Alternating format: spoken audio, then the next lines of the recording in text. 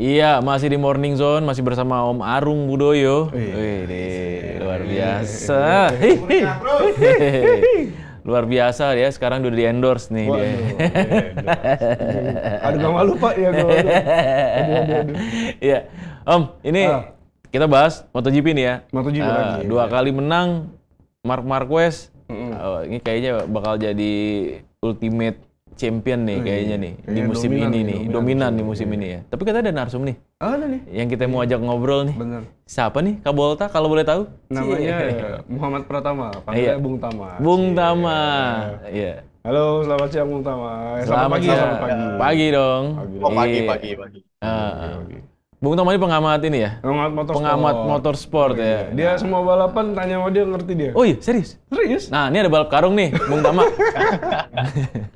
Si Ujang sama si Ipin, kira-kira yang menang siapa nih, Ci? Iya, Enggak dong ya? Enggak dong, masa Ujang? Jangan.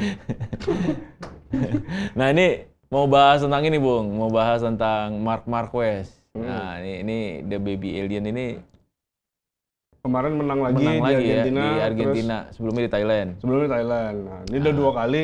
Kayaknya mau dominan nih, soalnya yang ketiga kan di Iya. Amerika. Gimana nih pendapatnya Bung Tama soal Nah, Marquez? itu dia. Ya kalau pendapatku sih memang ini udah apa ya? Udah ya memang udah habitatnya Marc Marquez ya, ada di papan atas ya. Dan dalam beberapa tahun terakhir kan sebenarnya Marc Marquez juga dilanda sama cedera, kan diganggu sama Iya. cedera. Jadi memang fans itu memang sudah rindu dengan Marc Marquez yang 100% pulih gitu, dan ya dia memperlihatkan itu di awal musim 2025 ini dengan memenangi 2 seri langsung gitu. Menarik sih. Menarik ya. Menarik nih. Nah, tapi kan biasanya gini nih, fans tuh kalau Iya. melihat yang menang-menang terus kayak Marquez gitu, Bosen. bosen. Mm-mm. Nah, kira-kira kali ini membosankan nggak? Atau misal kemarin kan 2 kali menang dia ini ya, apa namanya, mundur dulu tuh, sempat di depan terus disalip sama adeknya. Iya. Di Thailand kayak gitu, di Iya. Argentina juga kayak gitu. Mirip. Itu bakalan kayak gitu atau dia tuh bakal ngacir terus aja gitu di depan? Justru kalau menurutku ya, apa yang MotoGP itu harus punya sosok yang dominan, dalam artian sosok yang tepat ya untuk mendominasi balapan gitu. Nah, sosok itu ada di Marc Marquez karena kan kita tahu dia dilabeli pembalap antagonis lah dalam dominasi periode sebelumnya bersama Honda kan. Nah, ini diganggu cedera, udah ada mulai juara-juara baru tuh, pemenang-pemenang baru kan setelah Marc Marquez dilanda cedera terus. Tapi kalau aku ngerasa MotoGP tidak ada Marc Marquez itu ya nggak apa ya, nggak Kayak kurang seru bumbu ya. drama. Iya, kurang bumbu gitu. Kayak kurang Jadi, bumbu. Bener. nggak ada yang mengganggu persaingan pembalap-pembalapnya gitu. Malah kan Iya, dalam beberapa tahun terakhir banyak penggemar yang mengeluh kalau legenda balapnya itu kan banyak yang mengeluh kalau MotoGP itu terlalu friendly, terlalu ramah. Iya. Jadi pembalap saling ramah tamah gitu, nggak kayak dulu saling sikut. Iya. Nah, itu kan terakhir bintang yang saling sikut ya Marquez sama Valentino Rossi kan waktu itu Iya, kan. betul. Nah, itu jadi sebenarnya boleh aja sebuah kompetisi dominan, tapi sosoknya harus tepat siapa yang mendominasi di ajang tersebut gitu. Oke, bener. Berarti harusnya ada sosok yang memang kuat ya, yang punya karisma gitu, ya kan? Honda. Kan Ducati motor ya. Iya. Ada tua banget tuh motor karisma.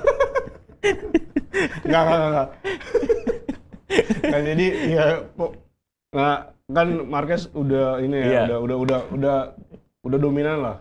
Kira-kira dia akan mencapai status legenda seperti Rossi nggak? Kalau Rossi kan gini, dulu kan orang kalau bilang nonton MotoGP nggak bilang nonton MotoGP kan? Iya. Bilangnya nonton Rossi. Nah, kira-kira Marquez bisa sampai level itu atau nggak?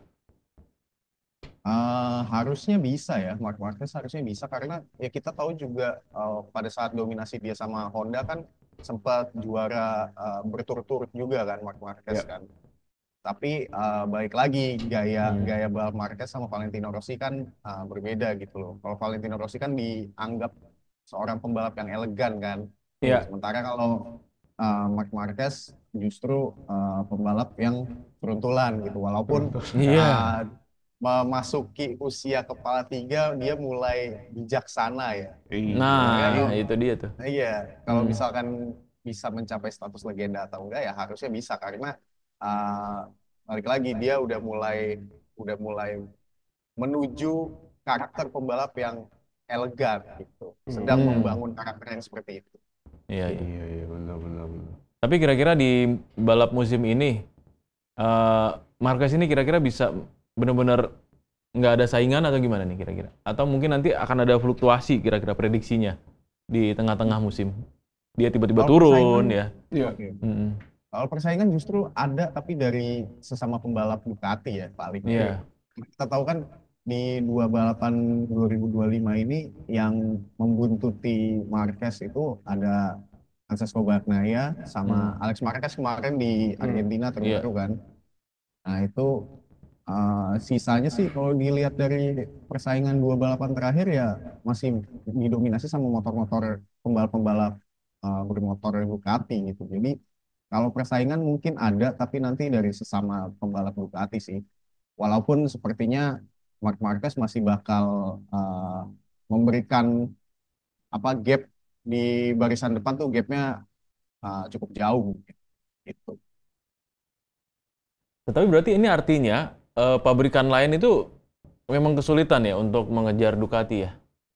Nah itu dia. Memang dalam beberapa tahun terakhir, beberapa musim terakhir memang Ducati keluar sebagai motor yang dominan.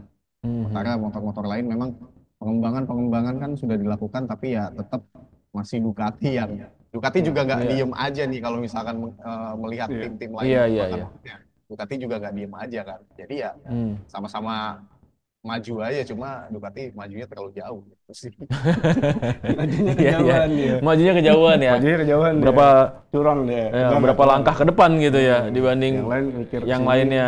Ducati ke sana. Gitu. Iya. Ducati udah futuristik berarti ya. Udah futuristik iya. Mungkin yang lainnya mikirin market kali. Iya. Ducati juga mikirin market karena kan merekrut Marquez buat jualan juga kan. Buat jualan ya. Iya. Benar. Ya cuman susah beli motornya itu yang jadi persoalan. Jadi cuman beli karismanya doang. Aduh. Karismanya lagi. Bung, tapi prediksinya Bung sendiri gimana nih? Di balap yang ketiga ya nanti di Amerika. Kalau MotoGP Amerika kayaknya sih masih dua pabrikan Ducati masih bakal berada di depan ya. Paling ya balik lagi masih sama seperti 2 balapan sebelumnya lah paling. Alex Marquez, mungkin ada Franco Morbidelli bakal nusuk-nusuk kan. Fabio Di Giannantonio juga sepertinya bakal coba mengganggu persaingan papan atas juga sih. Karena kan motornya ya motor Ducati juga gitu. Sisanya sih ya justru aku pengen melihat pembalap yang sebenarnya bisa mencuri panggungnya papan atas gitu, kayak di bawah-bawah kan ada pembalap-pembalap muda yang potensial kayak si Pedro Acosta, habis itu ya kayak ada beberapa nama lain lah.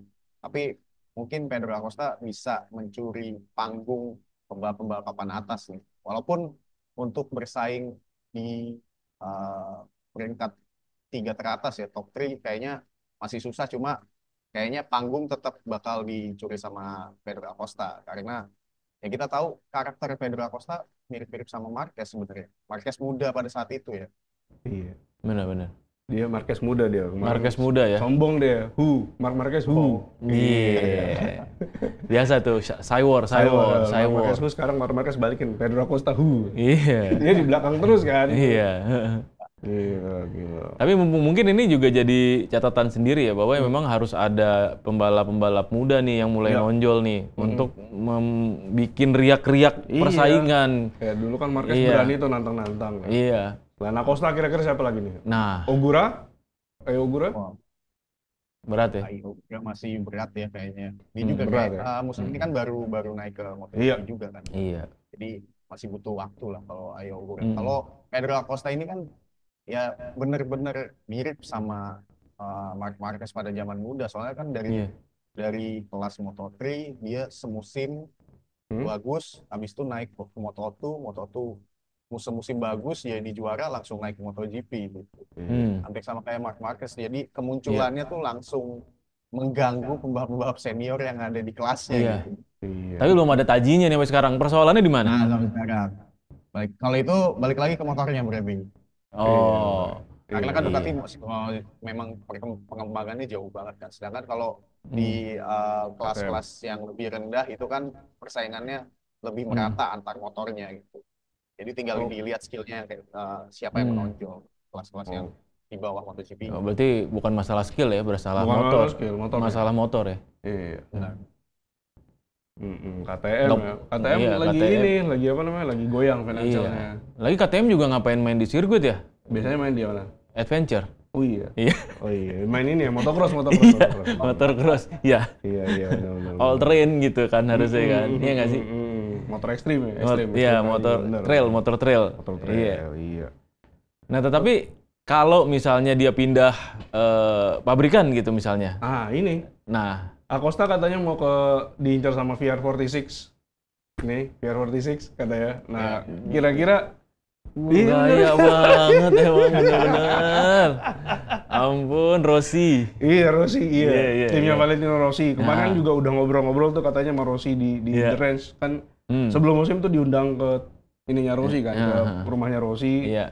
Balapan bareng sama Rossi. Nah, kira-kira kejadian nggak nih Pedro Acosta ke VR46 Iya. tahun depan?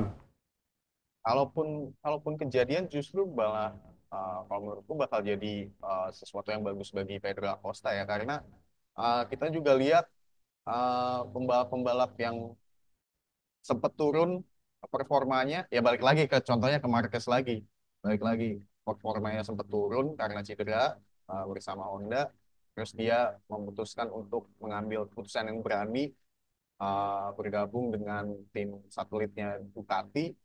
Habis itu mulai bagus lagi nih, performanya justru malah meningkat. Nah itu keputusan-keputusan yang berani seperti itu memang harus dibuat sama pembalap-pembalap yang memang ingin memiliki perubahan sih sebenarnya, ingin memiliki perubahan dan ingin melangkah maju untuk bisa jadi pembalap yang lebih baik. Nah, sama kasusnya sama kayak Pedro Acosta, kalau misalkan memang dia mendapatkan tawaran dari VR46, ya kenapa enggak diambil aja kalau misalkan dia memang mencari perubahan atau untuk mau maju berkembang sebagai pembalap. Apalagi ini kan VR46 yang kita tahu memang udah melahirkan pembalap-pembalap berkelas kan. Salah satunya Francesco Bagnaia yang jadi rivalnya Marquez saat ini. Jadi potensi dia juga untuk mengembangkan diri ya. Iya. Dengan dia pindah ke pabrikan ini ya. Tuh. Tapi bisa nggak sih pindah pabrikan di tengah-tengah musim gini? Enggak ya? Nggak bisa. Nggak bisa ya? Berarti harus Nunggu kontraknya habis kalau musim habis. Nggak ada paruh musim ya? Kayak bola. Nggak bisa. Bisa sih, bisa. Cuman itu agak susah. Emang pernah ada? Nggak? Kalau ada waktu itu. Ada tapi dulu ya? Nggak udah di ujung-ujung sih, nggak sampai Oh, akhir. nggak. Ya, maksudnya Johan nggak. Zarco kan dulu pernah di KTM 2016. Terus dia ngerasa bukan depresi ya, frustrasi. Terus dia putus kontrak. Direkrut Honda 2 atau 3 balapan terakhir tahun 2019. Oh, tapi maksudnya udah di ujung, nggak di tengah musim juga. Nggak di tengah musim. Oh, gitu. oke. Ini menarik sih nih. Menarik. Kalau misalnya memang dia pindah ya musim depan ya. Tapi so far berarti di sini saat ini kondisinya adalah sebenarnya Marquez ini emang nggak ada yang ganggu secara signifikan ya? Iya, belum ada yang bisa ganggu ya secara signifikan. Belum ya? Dia masih berjaya ya, malang melintang di kemana-mana tuh ya. Iya, masih. Dan di Amerika kemungkinan juga akan menang nih, prediksinya. Kita akan menang. Kalau melihat persaingan sekarang kan, MotoGP juga sekarang didominasi sama motor Ducati kan. Jadi ya memang pembalap-pembalap yang mengemudikan motor Ducati itu pasti memiliki peluang yang lebih besar untuk bisa meraih kemenangan. Itu. Oke deh, siap. Bung, thank you ya Bung. Nanti kita ngobrol-ngobrol lagi nih, insight-nya luar biasa banget dan ini mudah-mudahan kita nanti bisa melihat sepak terjang Marquez ya di seri ketiga ya di Amerika. Terima kasih. Terima kasih Bung Tama. Bung Tama, thank you ya. Thank you. Terima kasih. Nah itu dia tuh, ya kan? Berarti dia tuh anteng tuh. Anteng di depan. Marquez tuh. Marquez anteng. Nggak ada lawannya. Iya. Nah itu gimana jadinya tuh? Iya, memang sudah ini ya, sudah diperkirakan dari jauh-jauh hari ketika dia sebetulnya dari musim lalu ketika dia pindah ke Grace ini, dia sudah pakai motor Ducati.